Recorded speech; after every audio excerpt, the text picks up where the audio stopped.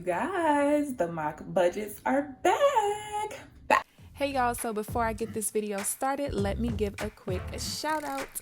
These were the first 3 comments in my last video. If you want to be featured in my next video, make sure you subscribe and hit the notification bell and come show me some love when I drop a new video. You guys asked for months and months and months and months, and I finally listened.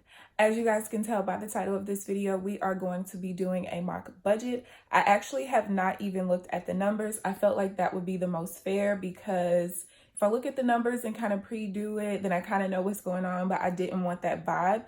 Basically, I asked in my Facebook group for anyone to send me their information if they wanted to be featured in the mock budget, and after people sent them to me, I tallied up how many people did it. I called my mom and said, pick a number between 1 and blah, blah, blah.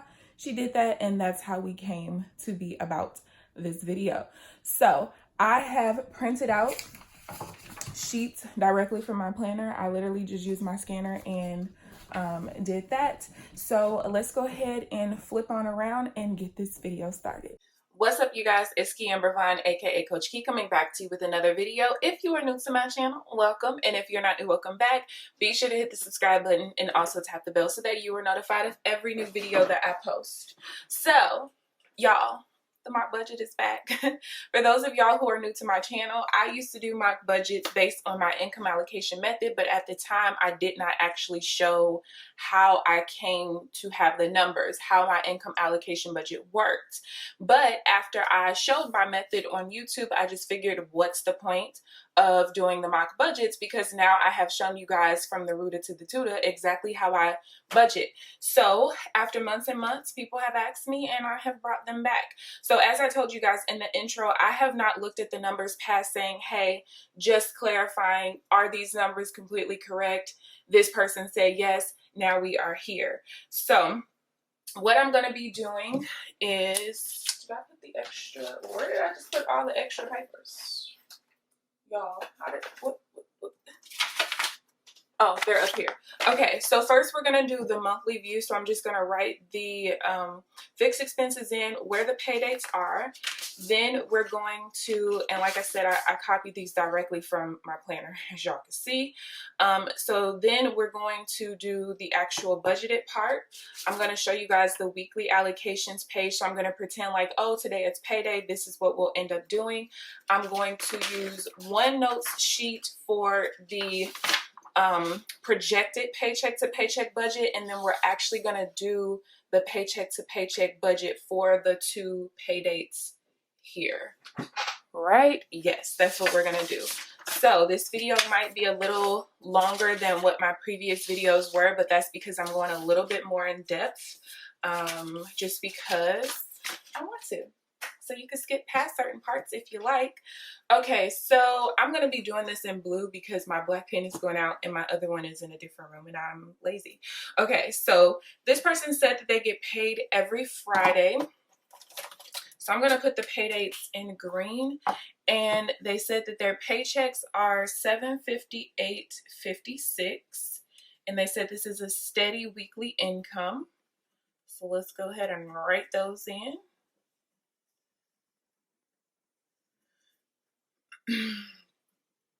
So this person really should be doing their budget on a weekly basis, but I printed out, I don't know why I thought they said every 2 weeks. I don't know. So I might need to copy a couple of more notes pages. It's cool. It's cool. It's cool. All right. So let's go ahead and put our expenses in, and I think I'm just going to do those in red. All right. So first is the car note, and that is due on the 2nd, $819.94. Now, because they get paid on a weekly basis, and eventually I am going to zoom you guys in, but I want you guys to see the whole view. Because they get paid on a weekly basis, technically their September budget shouldn't start until the 6th. So this should be taken care of in the August budget. And because of that, I'm not going to include any bills that came before the 6th. Okay? So the phone is due on the 2nd as well. Or I guess I could, no, I don't want to do it that way because that's not realistic. If you're doing the budget like me, it won't start till the 6th, the first Friday of the month, basically. All right, let's see. Discover loan is due here. And the reason why, oh, you know what? This is how I'll end up doing it. I'm going to erase this and I'm going to show you guys why. Because technically their budget, and I'm going to use a different color. Let's use pink. 1, 2. Their budget shouldn't end until October 3rd, right? So because of that, we'll go ahead and write these same bills down here because it will be taken care of still in this budget. It's just not up here in the budget, if that makes sense. Discover loan is due here, 435.15. Let's see, the 22nd, there's a Discover credit for $35. Chase is due on the 17th, and that's $70. Car insurance is due on the 8th. Child, you done put this all out of order, but that's okay. Let's see, student loan is due on the 13th, and that is $260. And these are all the minimum payment amounts, minimum due. Let's see, the 13th, and then Best Buy is due on the 22nd as well, and that is $81.17. And then net credit is due on the 9th, and that is $200.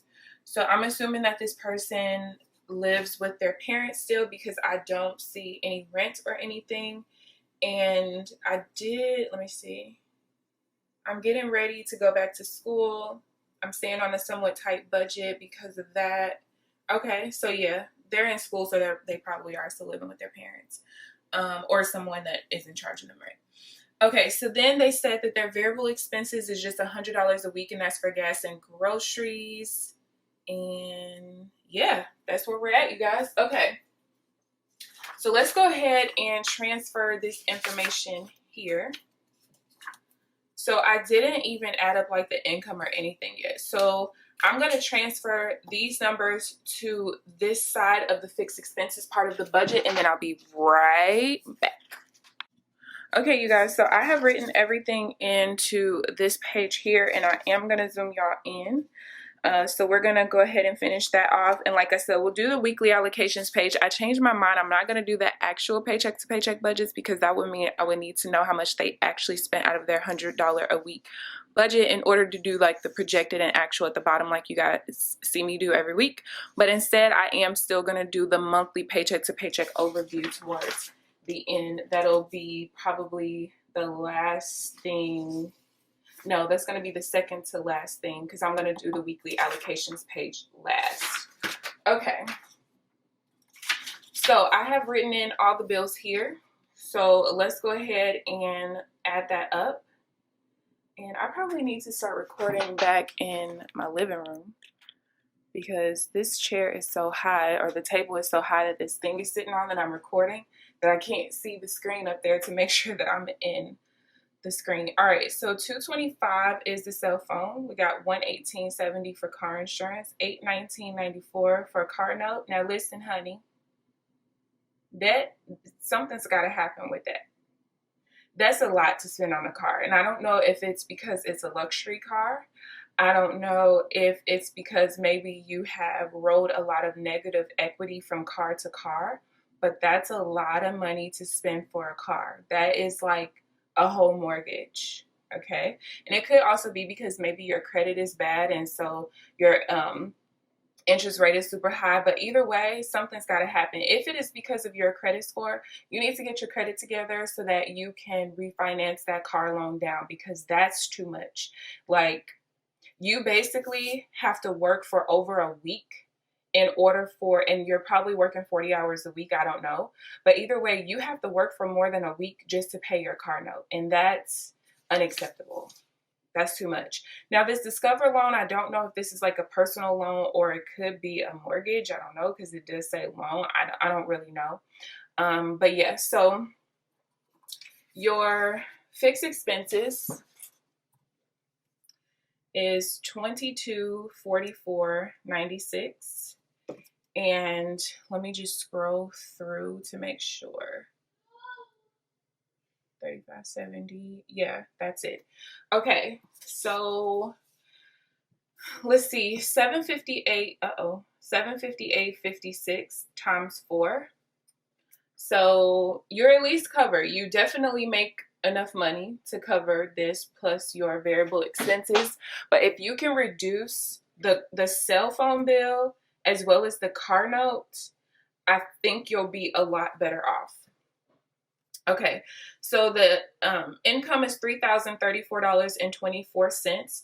We're going to subtract the fixed expense amount of $2244.96, which is our threshold. So $2244.96. So that's going to give us $789.28 left over for our net income. This is the thresholds, and this is the projected income. Okay, so as far as like the budgeted expenses, I'm just going to put $400 here because they said $100 a week is fine. So I'm not even going to like fill this in because they just said gas and groceries. So I guess we can do 200 and 200. I don't know. That part isn't really relevant. Okay, so in order for us to be able to figure out the checking percentage, all I'm going to do is take the $400 that they said that they can spend, or they spend typically a month on budgeted expenses. We're going to divide that by the $789.28 that we have left over, and that's going to give us 50.6%. Now, when you are still in debt, I say to go to the nearest 10 or 5, depending on your expenses. Now, for them, I think that $400 is probably all that they really need. So we could really do 55%, but I'm gonna go up to 60%, only because with expenses this high, you have to make sure that you're giving yourself enough cushion. So let's go ahead and do 60%. So $789.28, we're going to multiply that by 0.6. So that's going to give $473.56. So that's basically just giving them almost an extra $75 just in case. Okay, which is really important, especially when you are still in debt. You don't want to send too much money to savings and too much money towards debt, and then now you don't have enough money to cover your variable expenses in case you overspend.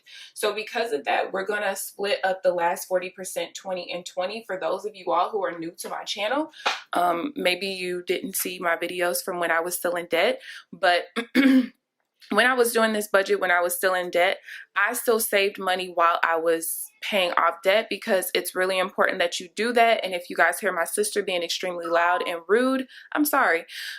Anyway, I feel like that's really important, because when you are paying off debt, especially an insurmountable amount, anything can happen. And then next thing you know, you're putting yourself back in debt because you don't have enough money saved up. Y'all, $1,000 in your savings while you're getting out of debt ain't enough.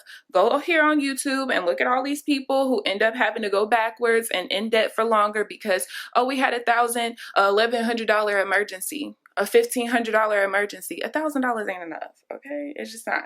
So let's see. So we're going to take the $789.28. We're going to subtract the $473.56 that we kept in our checking for everyday expenses. And then we're just going to divide that in half.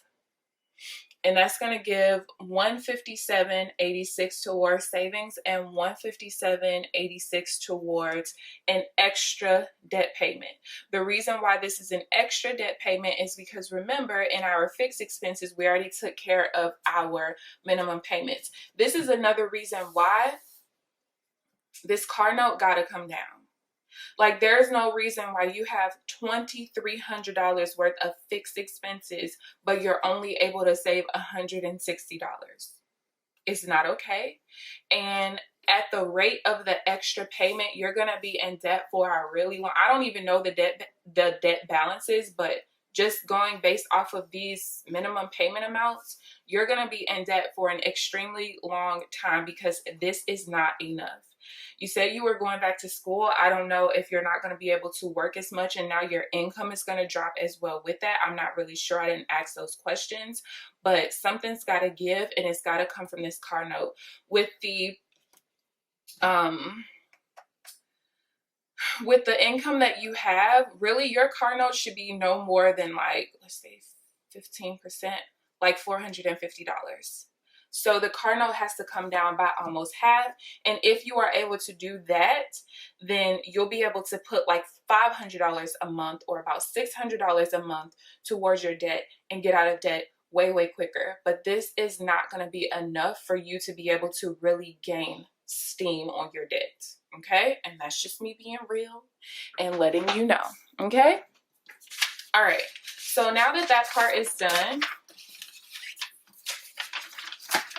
let's go ahead to the paycheck to paycheck budget, and then we'll do the allocations sheet right after that. And the allocation sheet is going to show you when you are going to start putting money towards savings and debt. And is this thing auto-focusing? Because it ain't supposed to. Okay. So let's start off, and I'm going to put this in front of me. That's the easiest thing for me to do. All right. So we have, what is this on the 8th? So we have car insurance first. And that is $118.70. We also have whatever's $200 net credit. And that's $200. That comes out on the 9th. And that's going to be it for that one. But then we also have the budget of $100 a week. And I'm actually going to write the budget in first so that I don't forget. Because y'all know, I'm notorious for that. Okay, so on the 13th, we have whatever is $260, which is the student loan.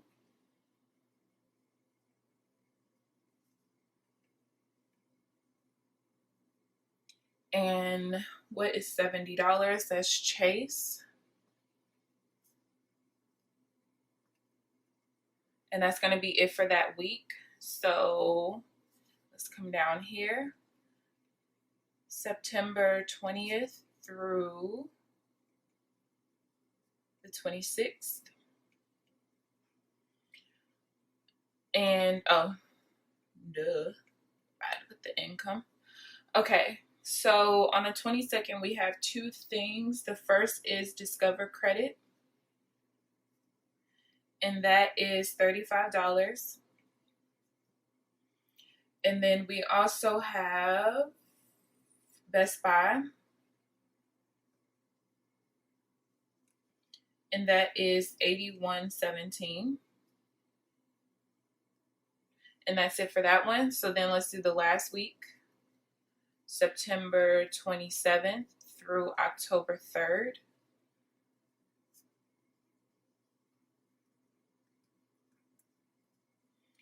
And this is when we have the car loan, which the one good thing about your budget is that your budget should never really start at the beginning of the month per se. Like, it shouldn't really start on the 1st. And if it does, well, actually sometimes it would. That's okay though. But it's good that for the most part, your car loan should end up being towards the end of the month. But if you do like I do, where you start your budget off with, you should really have at least 2 times your monthly expenses in your checking account at the end of the month for your, like, what do you call it? The reconcile down. So you should really have your baseline for your checking should be at least $4,000.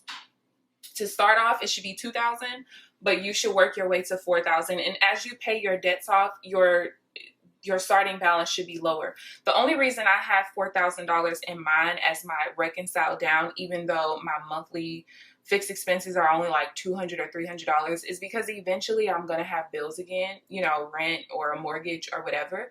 So I don't want to have to work my way back up to there. I'd rather just be there now and keep it there, if that makes sense. All right, and then you have phone for $225. Uh-oh. And if I were you, I would, I hate this, whatever this paper is my mama buy, it sucks when you're trying to erase stuff on. If I were you, I would get, all right, and you know what, let me just tell you and then I'll show you exactly why. Then we have this Discover loan. for $435.15. All right, here's a problem. These three are your highest bills. Well, these, and then you have the student loan and whatever's $200. What's $200? 200. Your net credit. You should not have these three bills coming out in the same week ever. Like ever. If I were you, I would take 1, 2, 3, 4. You have 5 that are really, really high, right? So you have, and I'm just gonna, let me get a different sheet of paper. You have $819.94. You have $435.15, $260, $225, and $200. Now again, this got to come down, but regardless, this should be due in 1 week. This should be due in 1 week. This should be due in 1 week. And then you could really make these two maybe due in the same week, because this kind of equates to this one, which is fine. But the fact that this one, and this one come out in the same week, that's So I would make all of, like, make this payment. So this payment is due on the 2nd, right? This one should be due like around the 9th, and you should be able to call your creditors and just tell them, listen, you know, I need to move my due date, and if you move my due date, I will be able to pay it on time every time, and they'll do it. These two should be due on the 16th, and this one should be due on the 23rd. If you do this, and let's see. Yeah, if you do this, I think that your budget will be a little bit more balanced. I still think that your amounts are way too high, but you need to balance this out, because this will kill you, especially if this is due at the beginning of the month. Let me tell you, you don't want that to happen. Even when you have a high balance to start off with, which you reconciling down. All right. So I think I've gotten everything. 1, 2, 3, 4, 5, 6, 7, 8, 9, 10, 11. And I have not, because we haven't done the budget. And I just said I was going to write that first, didn't I? And I didn't. Excuse me. So 1, 2, 3, 4, 5, 6, 7, 8, 9. 1, 2, 3, 4, 5, 6, 7, 8, 9. Okay, so everything is done. So what I'm going to do really quick, I'm just going to go in and do some subtracting so you can see how positive or negative you are for each week of your budget. And then we'll do the weekly allocations page next. Okay, so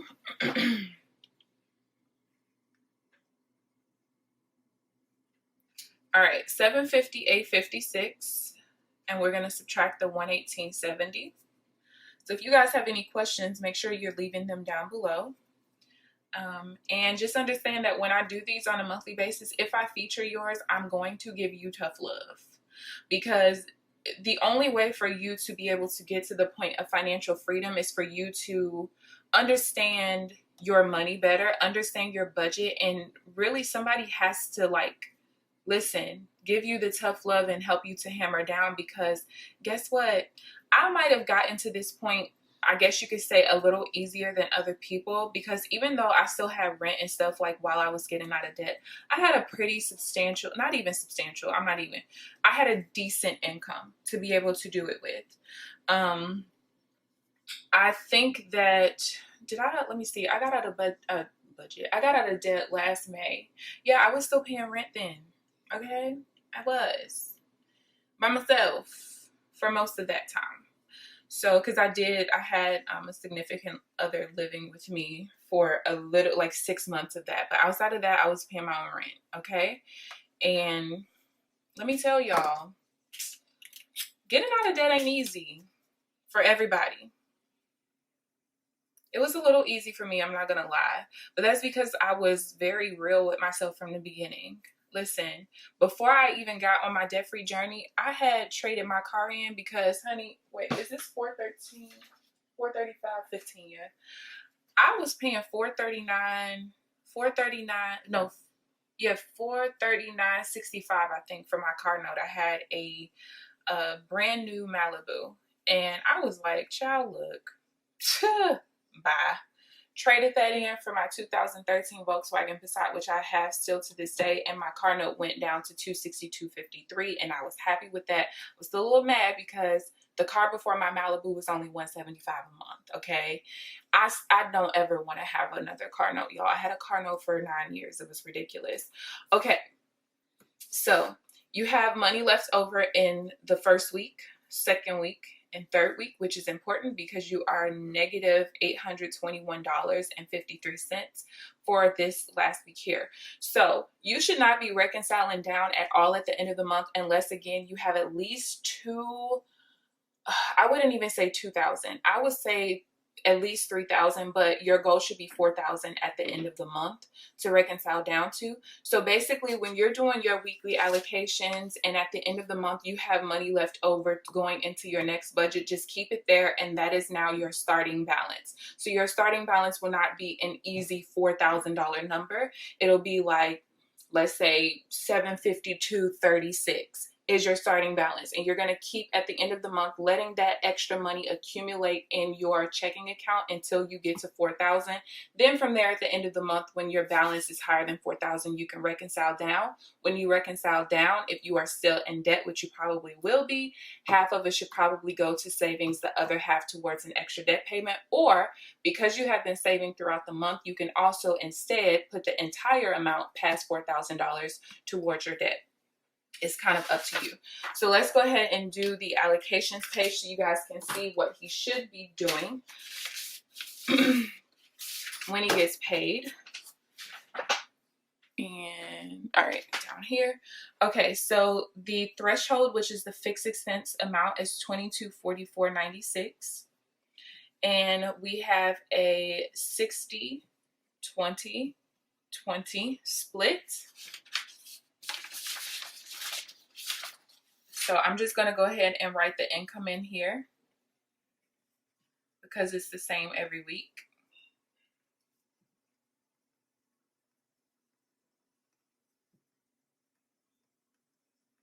Okay, so as you guys can see, I have this written in. So after each week's income is calculated, you ask yourself, has my total income earned this month reached my threshold yet? If no, do not start allocating yet towards savings and debt. If yes, allocate every single dollar earned for the rest of the month. So this first week, we have not reached to $2244.96, which means that 100% of our income this week is going to stay in our checking account.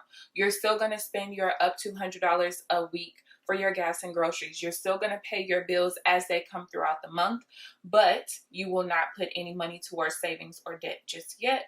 So we're going to keep that entire $758.56 here. Now, the second week is going to be the same because we still have not reached $2244. So 100% is going to stay there. And so this is going to be 9/6. This is 9/13. This is 9/20. And this is 9/27. Okay. Make sure I'm still in frame. Scoot y'all up just a little bit. Okay. So now we've earned the same check again the next week. And guess what? We have now earned the $2244.96 that we needed to earn for the month in order to hit our threshold. So now we can go ahead and do the 60-20-20, but I'm going to show you guys exactly how to do so. So let's go back to this page here. So at this point, after week 3, we have now earned $2275.68. Okay, that is the equivalent of these 3 checks put together. Our threshold was $2244.96.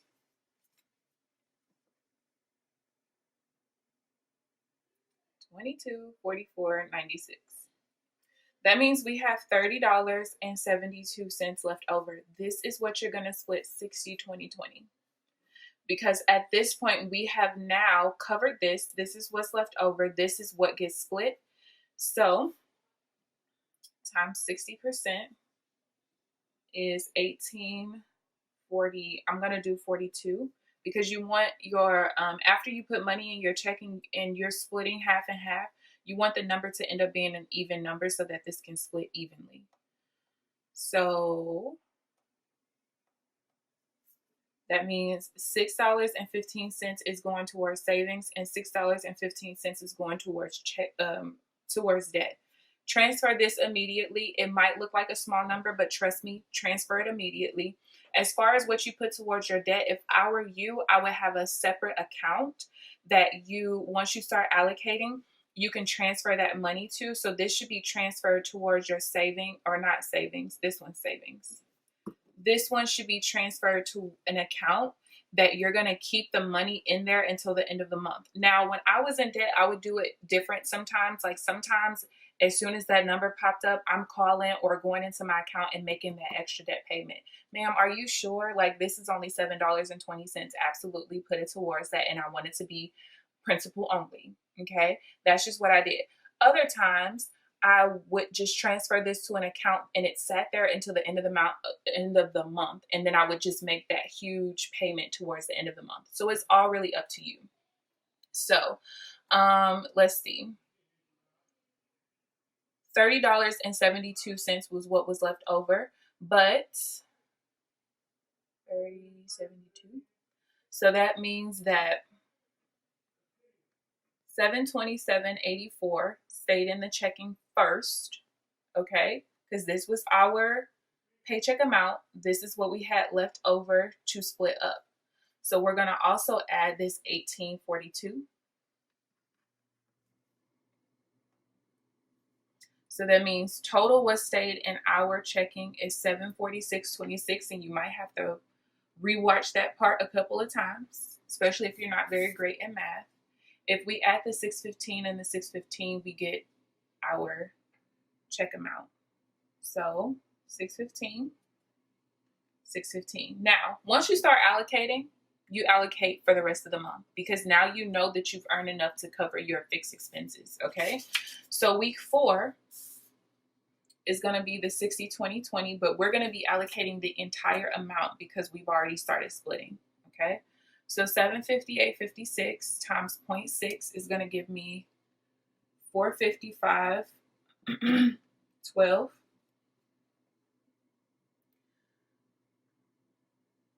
455.12. We're going to divide that in half. So 151.72 will go to savings, and 151.72 will go towards debt. Now,